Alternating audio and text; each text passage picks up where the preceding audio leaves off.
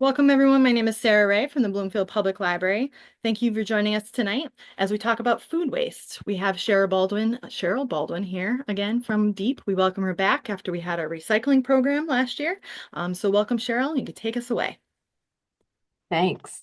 So thanks everybody for coming out tonight. Even though it's virtual, it's still taking time out of your day to learn about another topic or angle related to waste. So thanks for joining me.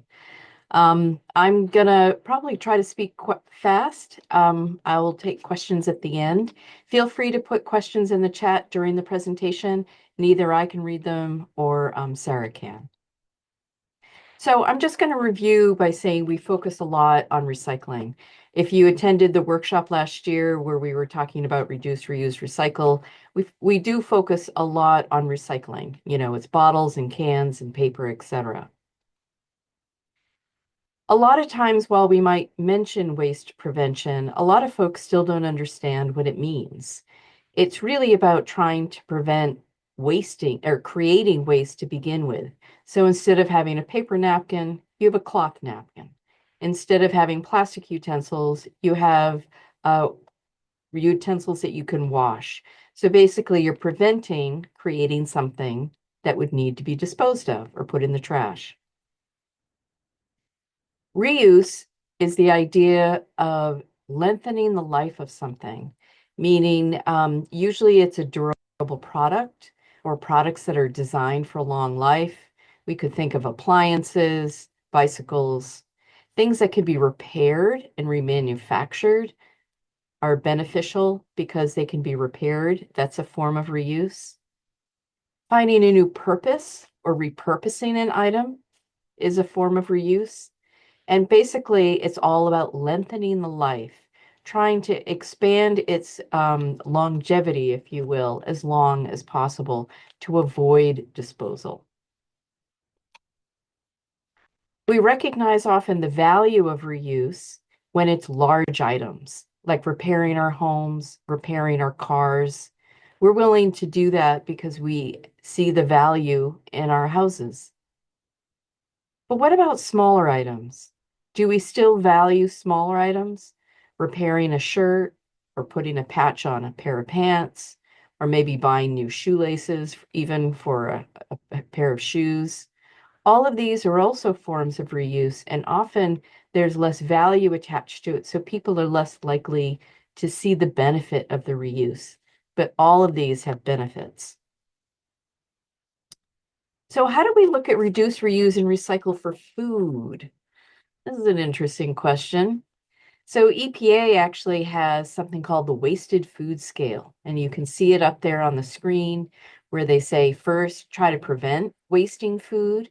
Sometimes you might refer to it as food loss, especially at the industrial or systems level. Instead of reuse, we look at it as donating. Anything from donating that bag of chips or those that box of squash, that hasn't been cut into and making it available for others to eat. Or in the case of the squash, somebody takes it and makes it into soup and then feeds it to people. That's a form of upcycling of food. We also can feed animals. We could leave the farm fields unharvested and till it in. Not the most desirable, but there are benefits to the soil. We could compost that material or send it to an AD facility for anaerobic digestion that then composts it. Or we could apply it to the land or AD, and then the worst is actually not only landfill incineration, but you might see a surprise. The EPA equates that with sending down the drain.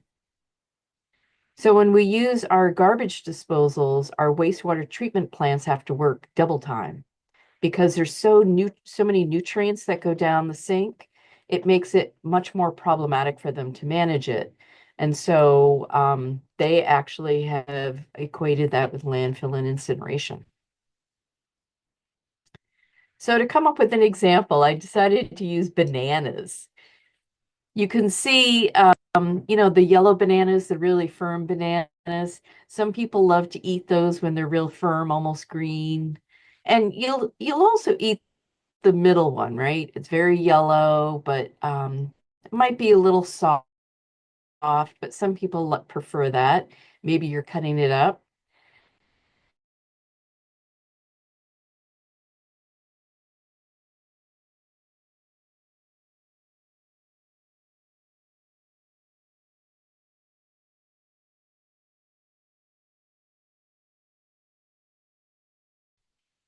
Systematically.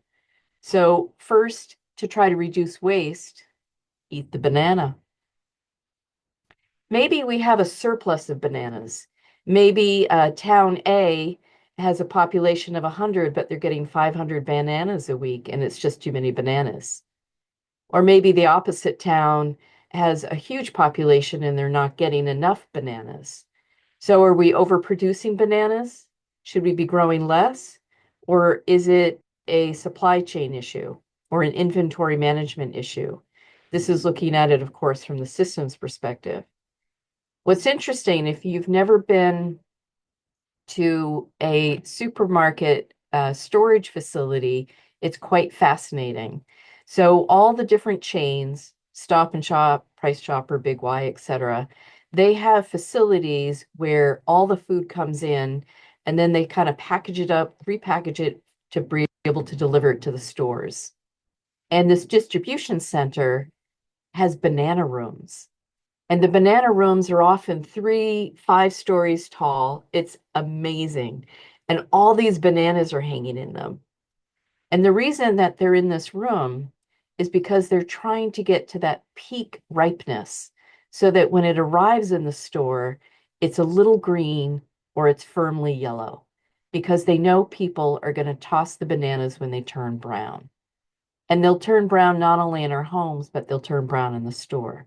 So it's a real balance issue when we're thinking about how to prevent food loss and how to ensure that all this food that is grown is eaten. In our homes, there's lots of reuse. It became a joke, of course, during COVID. Everybody started making bread. Well, using those brown bananas is perfect for making bread. You could also make smoothies, and you could freeze it. I do recommend that if you're going to freeze your brown bananas, to take the peel off first because it is impossible to remove a peel from a frozen banana. And then recently I learned you could actually make ice cream. When you have frozen bananas, you can put them in the blender and then put in like a little honey or some cinnamon. It's sort of like a smoothie, but because it's frozen, it feels like ice cream. I don't know. It's a thought. But we have to be creative when we're thinking about reuse and upcycling. So the last choice, of course, is when it starts to getting little bugs on it, I don't think anybody's going to eat it. That is clearly the time to compost that banana. And it could be composted aerobically, or it could be digested anaerobically without air. We have an anaerobic digestion facility in Connecticut. It's called Quantum Biopower. It's actually recently changed its name to Quantum Compost.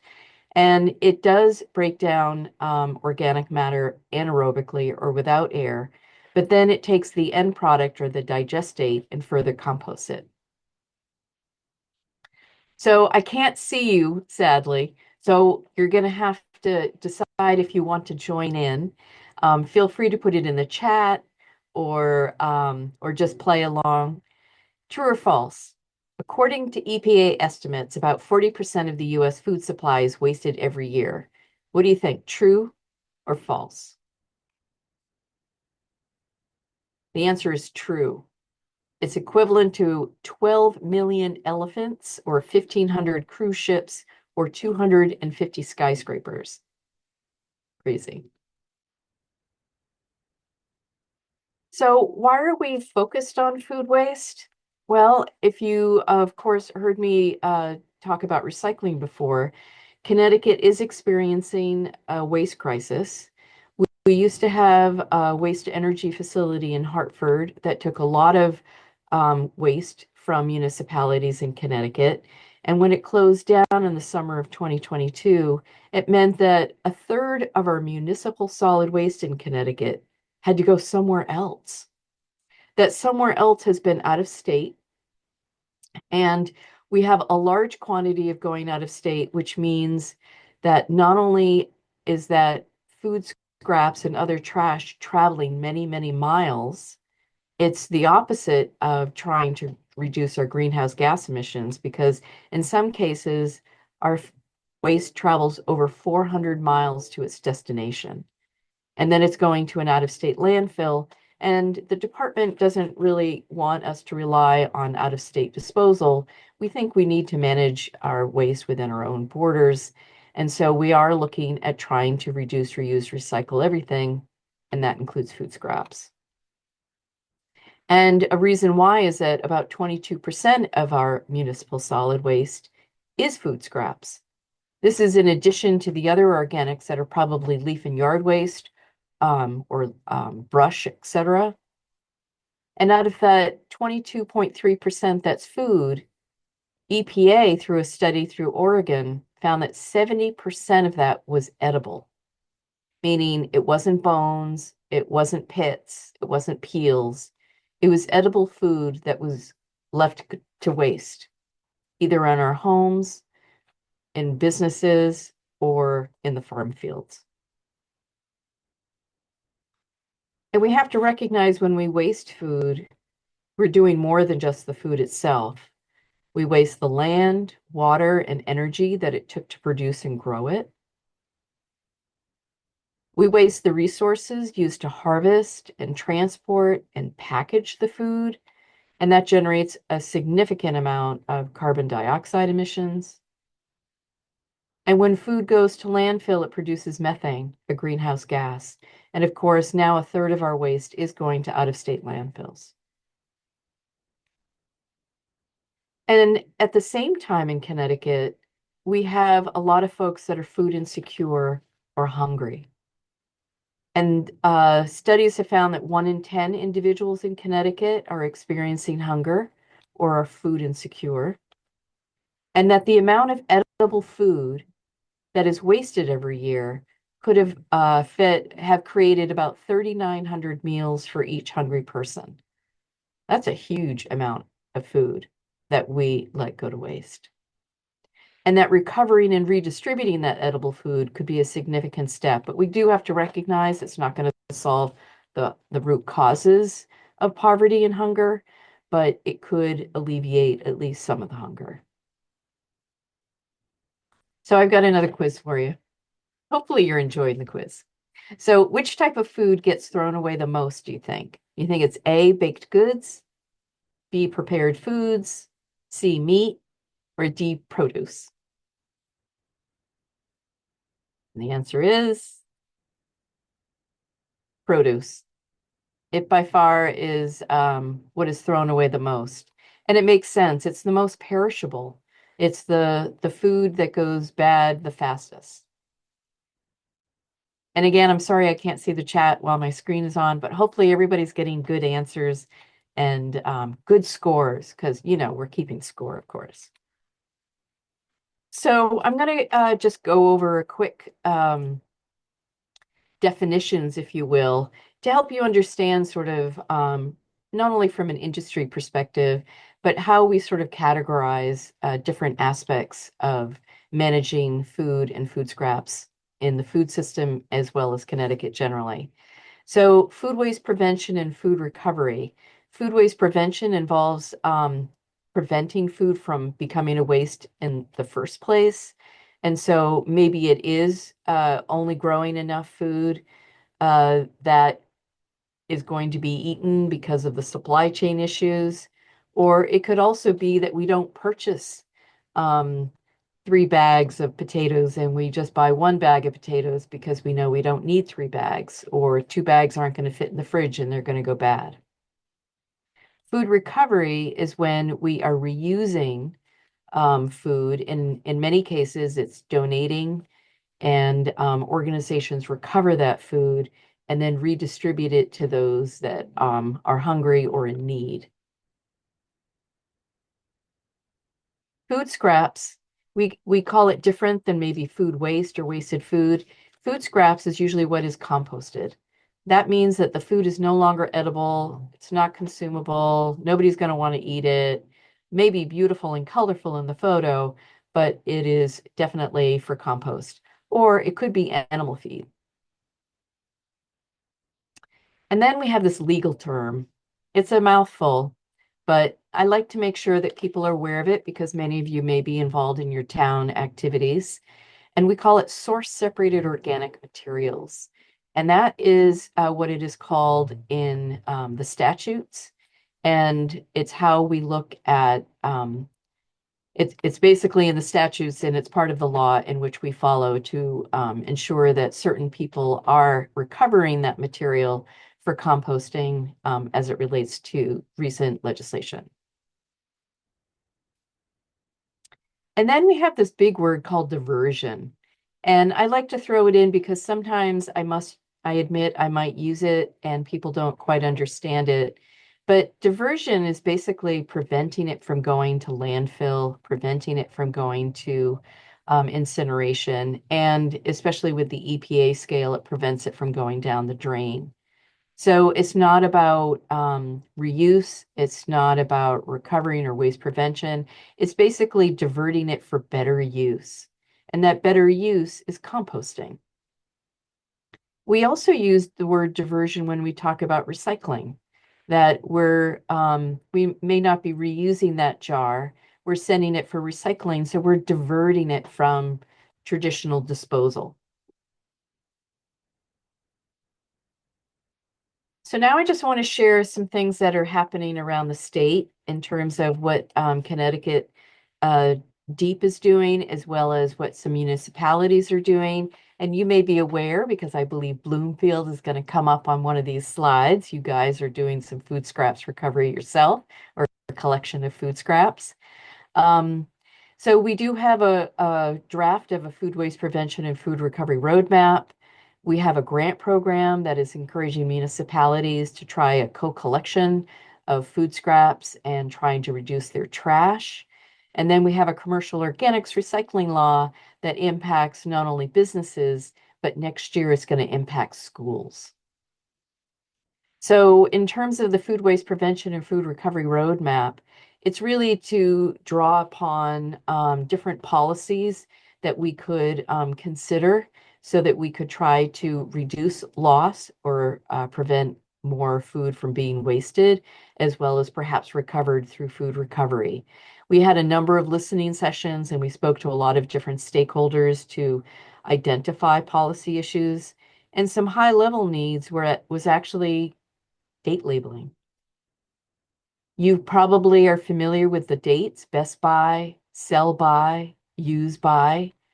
And the reason this came up is it has been found nationally, and it was mentioned in the state as well, that these dates are very confusing and they do lead to more food loss and they do lead to a lot of wasted food. So the Best By date, just so you know, is not about food safety. It's about quality. It's about eating that banana at the perfect peakness. However, we know if it's got some brown on it, it's still safe to consume. And if it's even really brown, as long as there's no bugs on it, it's also still safe to consume. The sell-by date is determined by the manufacturers of the product. They put that sell by date on because what they do is usually 4 or 5 days before it expires, if you will, they will pull the product off of the shelves and put new product on. Well, what happens to that old product? Well, a lot of times people don't think that you can eat it after the sell by date, but you can. You can eat a lot of things long after the sell by date, but people think it's bad. And again, it has nothing to do with the quality or the safety, or it doesn't have anything to do with the safety of the food. It really is just sort of how they deal with the supply chain issues. And then the use by date is completely different. That's also related to the producer, unless it's baby formula. Infant formula has very strict guidance documents, and you cannot use you cannot use baby formula after the use by date has expired. And so again, consumer perceptions of date labels, most people find them very confusing. And they think that food is no longer good or safe to eat because of the expiration or the sell-by date is old. And what you'll find is that food lasts a long time. Canned goods, honey, jarred sauces can last often a year beyond the date or the sell-by date. That's the same for rice, pasta, and coffee. Eggs, hard cheese and butter, not a year, but look at that, 21 days. That's a long time. And then meats, yogurt, milk and bread may not be as long, but if you compile all of these things and that people are tossing them because they don't think they're safe, it definitely adds up to a lot of edible food that goes wasted. All right, quiz, true or false? Best by dates are simply suggested dates of peak freshness. Is that true or false? It's true. Best by dates are simply suggested, and many foods are good well long after the printed date. And then I found this interesting to tell if an egg is bad, is that when it sinks, it's fresh, and when it kind of wobbles, it might be a little old or stale. But then if it floats, it's old. Who knew? And of course, we want to maximize our egg use at this point since they are so costly. So other things that are happening, the department has a grant program. The first phase of that grant program is ending, and there is a new phase coming up. I think the RFP is going to be coming out sometime this month. And it's basically, they're calling it co-collection because you can see the orange bag and the green bag. The green bag is for food scraps, and the orange bag is for trash. And the idea is that your trash is going to reduce in size because you're putting all your food scraps aside in a different bag. This co-collection approach makes it easier to collect at curbside, and then it's divided later with the trash ends up going to either the incinerator or out of state to a landfill, and the food scraps go to a composting facility. And the reason it's called sometimes unit-based pricing is that this is a program about trash.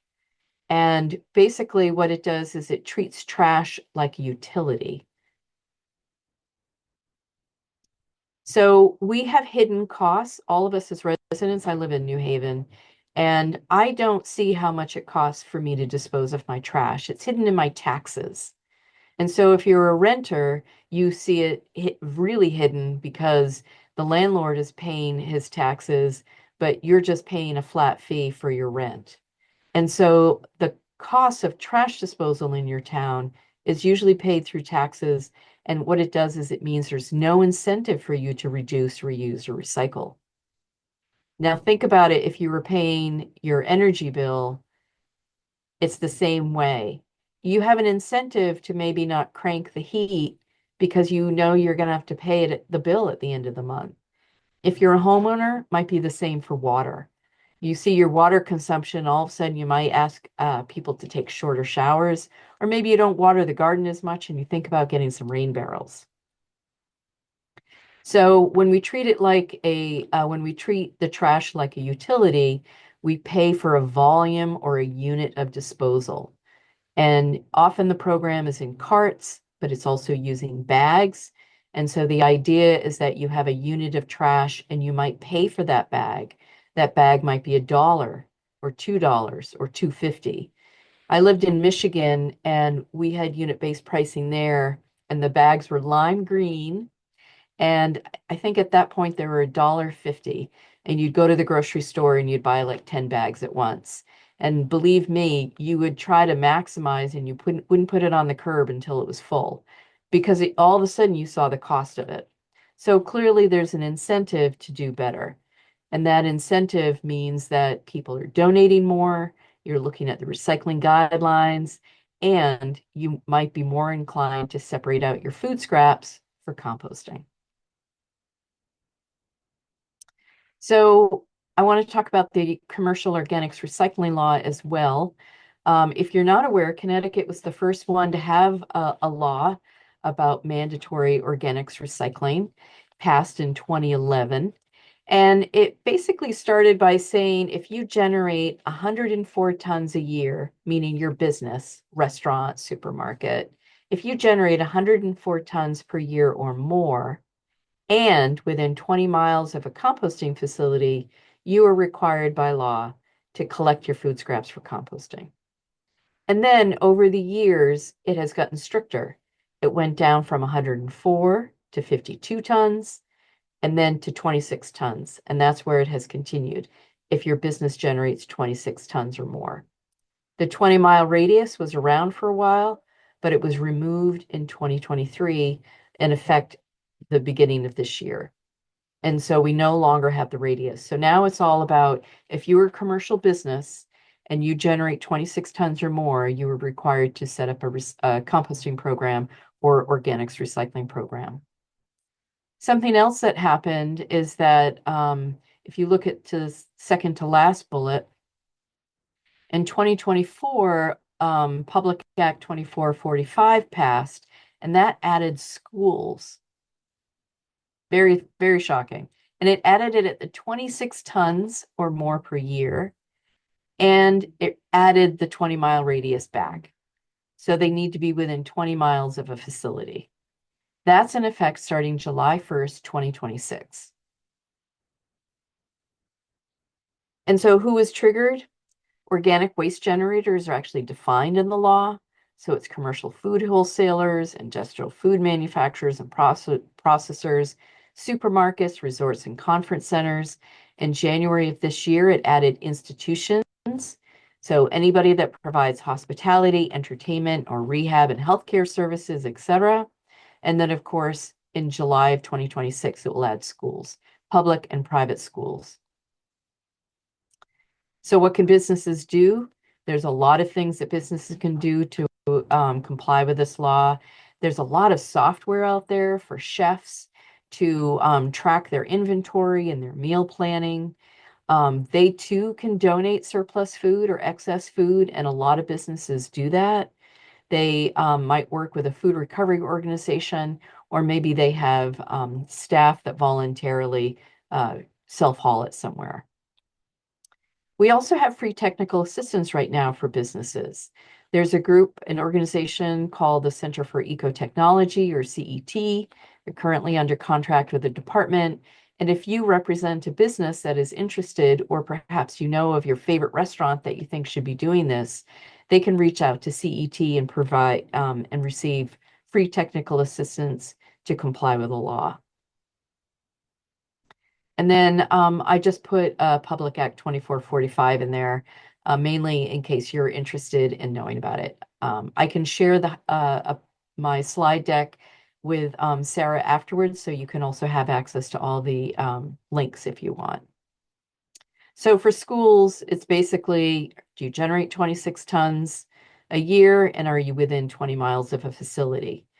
The department is currently crunching a lot of numbers, and what we're finding is very few schools generate 26 tons. And we have a map. I don't know if I have it in this slide deck, I'm sorry. We have a map that shows where all the authorized facilities are, and a lot of the shoreline starting in New Haven all along to Rhode Island, we don't have any facilities. So none of those schools are triggered. So we're estimating probably less than 20 schools would be triggered by this law. However, people may be making it stricter, just like they did for businesses. It's not the department's law. I'm not sure what people are proposing, but it's just information to share with you. What schools are doing are collecting food scraps in their cafeteria. They're also setting up sharing tables, which is kind of fun. It's like a reuse, if you will, where that you can put down a table and you could put your food in a share box or a refrigerator. And if a student is still hungry and they want that bag of chips, they can grab it. And then some things, because of laws and regulations related to the Department of Public Health and Consumer Protection, fruits that are potentially touched and we eat the peel are not acceptable for the food share, but they are accepted for donation. So a banana could be shared, but apples and pears where we eat the peel would have to be donated. But schools are setting up all these different programs, which is very exciting. And we have a new webpage to help schools, especially with this new law that's coming down. We want to make sure that they're aware of how to set up a program. So what can schools do to reduce food waste? Should they start a schoolyard composting gardening program? Could they introduce education about food waste into the curriculum? Could they add fresh foods that kids want to eat into the cafeteria menu? Have recess before lunch so kids are hungry or not rushing to get outside? Or eat all of the above? And the answer is all of the above. Because adding fresh foods or changing up the menu ensures that kids are eating more of the food, so less is going to waste. So what about us? How can we reduce our food in our homes? I think there's a lot of lessons learned by what is happening at the town level or businesses or schools, but there's also things that we could do in our homes.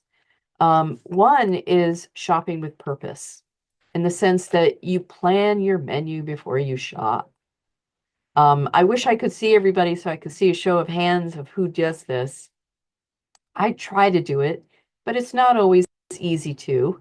You have some basic ideas of what you want to cook, but it is true that when you do impulse shopping, often that is what goes to waste, or you eat the impulse product and you don't eat the thing you intended to make something with. So make a shopping list and try to stick to the list. And also don't shop when you're hungry. You're definitely going to do more impulse shopping when you're hungry. And then cook and serve only what is needed. Strangely enough, portion control helps reduce plate waste in the home. Oh, sorry, I have a little typo there. So it's not only the same in schools where you want the kids to eat, all the food that you put out, but it's the same in our homes that if there's too much food on the plate, then a lot of it may go bad. It might end up in the trash. There's also the idea of storing leftovers. Eating leftovers is healthy and safe. Some of us love our leftovers. Sometimes we cook too much because we want those leftovers.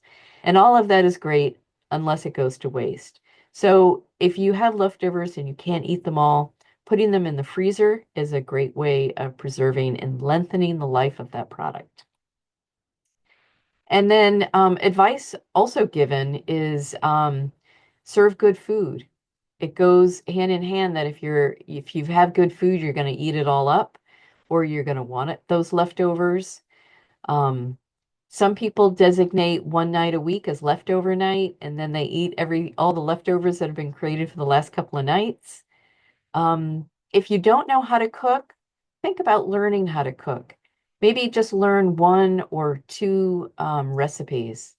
If you cook a lot, maybe it's about learning new recipes. Maybe we're all getting bored with the food that we're cooking. Shake things up a little bit. Maybe experiment using new ingredients. And then if you're into apps, not only apps, but you can just Google it too. If you have a weird assortment of stuff in your fridge, Google it. Find out what kind of recipe is good for whatever the weird ingredients are that you have.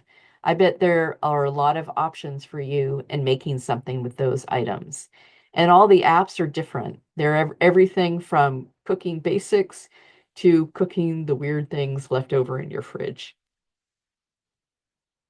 Other things that you could do in terms of food recovery and food rescue, you could volunteer with a local organization, whether it be Food Rescue US, Havens Harvest, or another organization, or perhaps you want to work with your faith community or a social community and collect food and redistribute it to those that need it.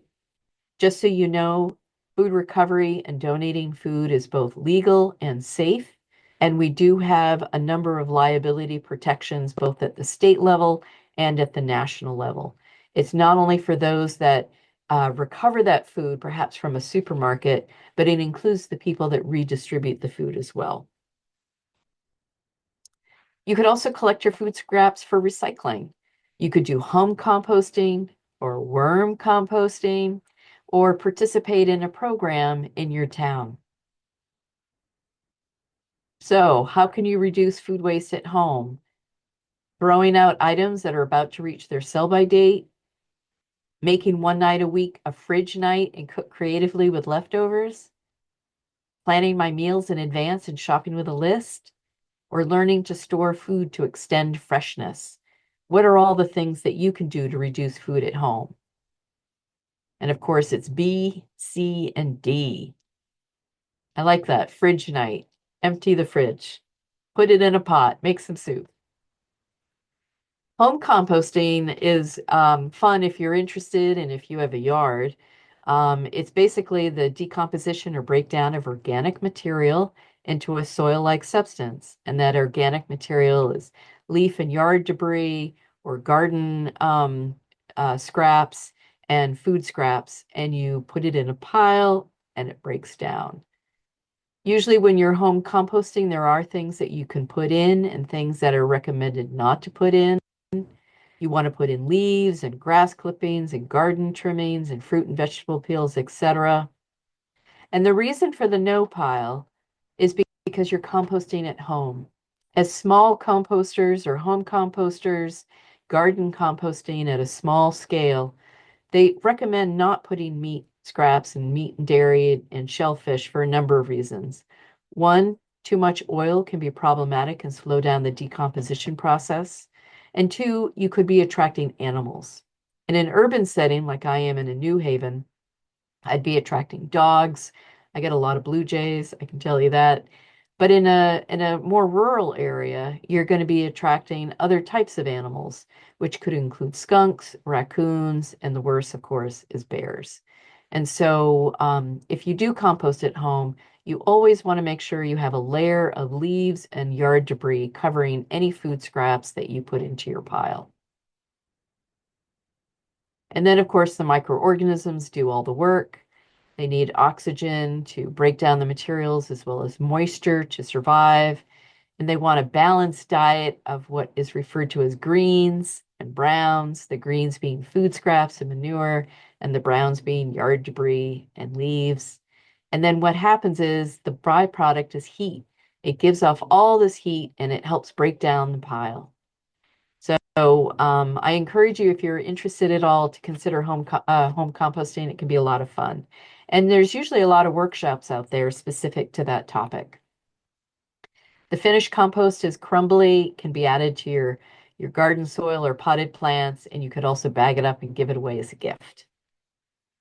Worm composting is another type of composting. It's an indoor system. I actually do compost with worms. My worms are in my basement, and they do not necessarily like leaf and yard debris. They are really like food scraps. They are a little bit particular. They don't like citrus, so they do have dietary wants, but they will eventually break down everything. And they too create a finished product. And in this case, it's worm castings or vermicompost, which is also worm poop. And I can tell you, I have bagged it up in the past and given it to my mother for Mother's Day. So worms are also great in the classroom. A lot of folks might put a small bin and use it to feed the worms their maybe snacks, or maybe they're having breakfast in the rooms. Worms are great lessons for population growth and what living creatures need to survive.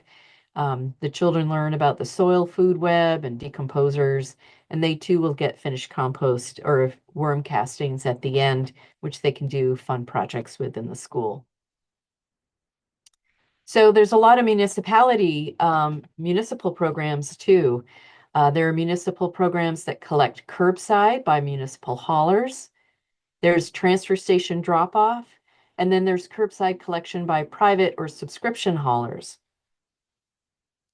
In terms of municipal food scrap collection programs, it primarily does vegetables and fruit peels, eggshells, etc., uneaten food, etc. A lot of more things, even meat and dairy products, can go into a municipal food scrap program, something you wouldn't do for your home program. But you really need to check the guidelines of your particular program because each facility is different. Anaerobic digestion is different than aerobic digestion. Anaerobic digestion doesn't want paper products. It doesn't want carbon. It doesn't want the brown materials. However, they want lots of of the nitrogen materials. They want dairy products because it gives off gases, and that's what they're using to generate electricity. Aerobic will often take paper products, depending on what kind they are, like coffee filters and tea bags, because that's a carbon material that they want as part of their recipe. And so you really need to figure out where is it going in order to follow the guidelines. And nobody wants plastic, rubber bands, bag ties, stickers, etc. So the transfer station programs, this is when residents bring it to a transfer station. Some towns offer it for free. Others might charge a nominal fee, or perhaps you need a sticker. And then those food scraps are picked up by commercial hauler and brought to a facility. These are all the towns that I'm aware of that have transfer station programs. If you know of a town, or if you're part of a town that has it and you're not on the list, please let me know. I love adding to the list. There's so many towns doing these programs. It is lovely. It is inspirational. And then, of course, we have programs that are run by municipalities, or there are commercial haulers in the town. So municipal collection include a number of towns. And then the commercial haulers are actually in a lot of towns and providing curbside pickup. And that would include the town of Bloomfield. I'm looking forward to somebody correcting me if I'm wrong. I would love to learn more about how your program works. And then businesses that collect, we have a range of businesses. We have a lot of businesses, so the whole state is usually covered. I believe it's all covered by some form of collection. And the picture there is Peels and Wheels. That's the pickup program in New Haven at the moment. I thought you might be interested in knowing where the food scraps go. They, of course, go to an authorized commercial facility, either aerobic or anaerobic. We do have a number of community compost sites that may take small amounts, perhaps a small amount from schools. And then we also have municipal transfer stations that are beginning to get into the game and setting up demonstration sites where they're composting right at the transfer station, which is also very exciting. These are all the authorized facilities right now. We not only have facilities in Connecticut, but there are a number of facilities right over the border. And so these are also where some towns are bringing their materials, because sometimes the out of state is actually closer than the in state, depending on where they are. So composting is a new dance move, a way to send a letter with vegetables, a process by which organic matter turns into soil, or all of the above? I'm curious what people are going to say for this one. So it's a process by which organic matter turns into soil, but it could be a new dance move if you wanted it to be. So I hope you've learned a little bit more about wasted food versus food scraps. Food scraps is what goes in the compost bin, but we could also try to prevent food loss and recover more food for consumption for human consumption. And that's me. I'm Sherill, and I would love to take any questions if people have questions or any comments.